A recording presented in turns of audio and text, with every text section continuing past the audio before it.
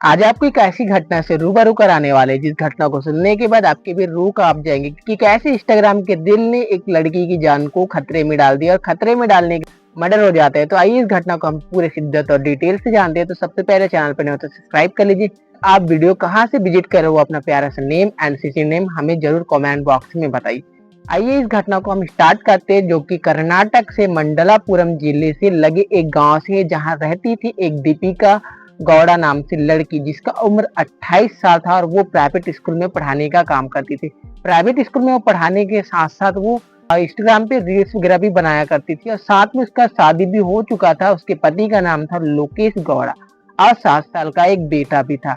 Life बहुत अच्छी से कट रही थी, लेकिन ऐसा क्या हो जाता है 20 जनवरी 2024 को, जब दीपिका गौड़ा स्कूल के लिए निकलती है लेकिन वो वापस घर नहीं आती है। आखिर उस रात उस दिन क्या हुआ था, वो आइए इस घटना में डिटेल से जानते हैं। जो जहाँ पे दीपिका गौड़ा रहा करती थी वहां पे गांव था। उस गांव पे कोई बस स्टैंड नहीं था, तो इस वजह से वहां बस आया जाया नहीं करती थी। तो जो दीपिका होती है उसके पास एक स्कूटी था, उसी स्कूटी से वो शहर तक जाती थी, बस स्टैंड तक जाती थी, फिर वहां से वो बस पकड़ के स्कूल के लिए जाया करती थी। स्कूल वह 8 बजे से निकल जाती थी और शाम को 6 बजे तक वह वापस आ जाती थी। इसी बीच स्कूल में जब भी उसको टाइम मिलता वह अपने पति लोकेश गौड़ा से बात किया करती थी। उस दिन क्या होता है, 20 तारीख को ना ही उसका कॉल आता है ना ही कुछ। तो लोकेश सोचने लगता है कि कहीं काम में व्यस्त होगी, इस वजह से मुझे कॉल नहीं किया। लेकिन शाम को 6:30 बज जाते हैं, लोकेश घर पहुंच जाता है, लेकिन जो दीपिका गौड़ा होती है वो अभी तक नहीं पहुंची होती है। तभी लोकेश को घबराहट होती है कि महिला है और अभी तक घर नहीं पहुंची। तभी वो कॉल बैक करने लगता है, लेकिन मोबाइल जो था वो बंद आने लगता है दीपिका का। अब काफी ज्यादा वो घबराहट में आ जाता है और वहां के स्टाफ, जहां दीपिका पढ़ाने जाती, वहां के स्टाफ लोगों को भी कॉल करती। लेकिन जो सुनने के बाद जो लोकेश गौड़ा के पैरों तले जमीन खिसक जाती। आखिरकार दीपिका उस दिन स्कूल तो आई थी, लेकिन दोपहर के 12 बजे वह लगभग कुछ काम के सिलसिले से वहां से निकल जाती। अब इतना सुनते जो लोकेश होता है वो घबरा जाता है। घबराने के बाद वो नजदीकी के पुलिस स्टेशन पे जाता है। जाने के बाद वो रिपोर्ट दर्ज कराता है। जो भी कहानी किस्सा हुआ था 20 तारीख 2024 जनवरी को, उस दिन का पूरा डिटेल बताता है। डिटेल बताने के बाद गुमशुदगी का रिपोर्ट पुलिस दर्ज कर लेती है। रात ज्यादा होने के कारण पुलिस उस दिन मामले में छानबीन नहीं करती। जैसे दूसरा दिन होता है तभी पता चलता है लोकेश को कि पास के गांव में पहाड़ी मंदिर है, वहां पे दीपिका की स्कूटी खड़ी है। इतना सुनते ही पुलिस और लोकेश जो है मौके पे पहुंच जाते हैं। स्कूटी तो मिल जाती है, लेकिन दीपिका को कुछ भी पता नहीं होता। दीपिका का लगातार पुलिस जो है वो छानबीन करती है, लेकिन कोई ठोस सबूत नहीं मिल पा रहा था कि आखिरकार दीपिका की स्कूटी तो मिली, लेकिन दीपिका गई तो गई कहाँ। अब इतना होने के बाद क्या है, जो लोकेश होता है वो खुद से और अपने रिश्तेदार पड़ोसी के सहारे वो खोजने के लिए निकल जाता है पहाड़ी की ओर दीपिका को। तभी वो पहाड़ी चढ़ते रहते हैं, तभी एक जगह उसको मिट्टी जो है, लोकेश को लगता है कि मिट्टी जो है निकल रही है, जैसे फौड़ा से कोई खोदा गया हो और खोदने के बाद उस मिट्टी को फिर से वापस रख दिया गया हो वहीं पे। अब लोकेश और उसके पड़ोसी लोगों को शक जाता है, फिर वहां पे फावड़े से खुदाई करते हो। खुदाई करने के बाद जो मंजर आता है उसे देखकर पैरों तले जमीन खिसक जाती है। उसमें से निकलता है एक 27 से 28 साल की लड़की का लाश, महिला का लाश। और वो लाश सेम टू सेम दीपिका जैसी थी। शकल को इस कदर उसके वो कर दिया गया था कि पहचानना मुश्किल था, लेकिन साड़ी और जो बॉडी का बनावट था वो देखकर लोकेश जो है अपनी बीवी को पहचान लेता है। फिर नजदीकी पुलिस स्टेशन से लोगों को बुलाया जाता है, लोगों के द्वारा इन्फॉर्म किया जाता है पुलिस को।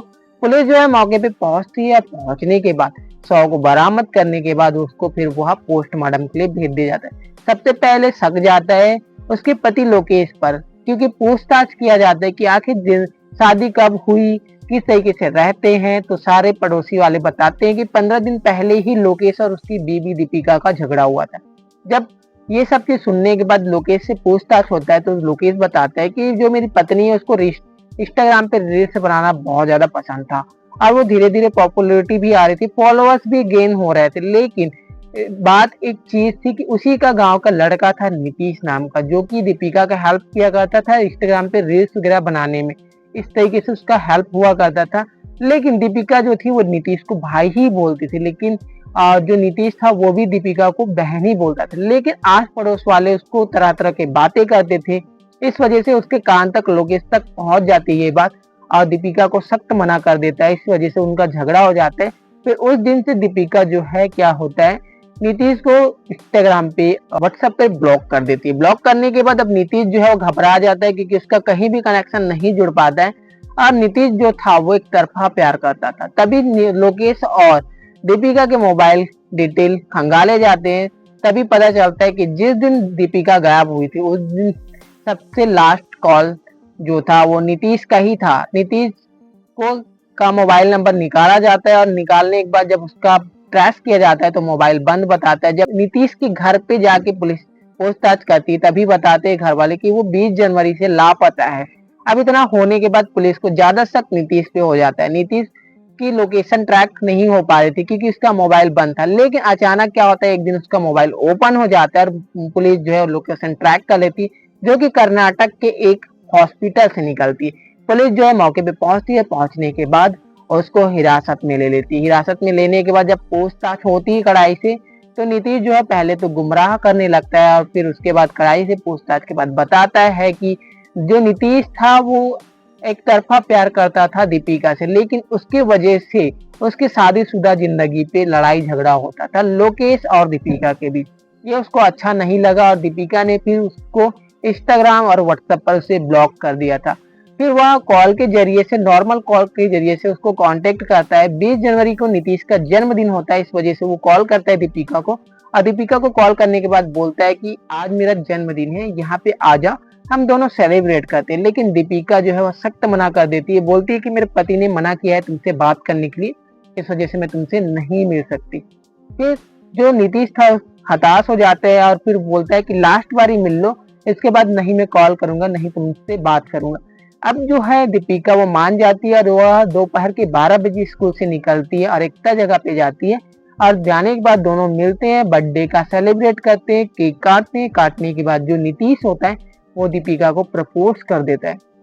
दीपिका जो थी वो सख्त मना कर देती है और मना करने के बाद जो नीतीश का नेक्स्ट दूसरा षड्यंत्र था वह वो समझ नहीं पाती और उसी के पल्लू से, दीपिका जो साड़ी पहनी होती है उसी के पल्लू से उसके गले को घोट कर जो नीतीश होता है उसको मार देता है और वो गड्ढे पहले से ही खनके रखता है पहाड़ों पे। वहां पे जाके दीपिका की लाश को डाल देता है। डालने के बाद उसको छुपा के वो वहां से गायब हो जाता है। इस तरीके से वो घटना को घटित किया था और पुलिस जो है कड़ाई से पूछती है तो नीतीश जो है सारा मामला कबूल कर लेता है और अपने आप को दोषी बता देता है।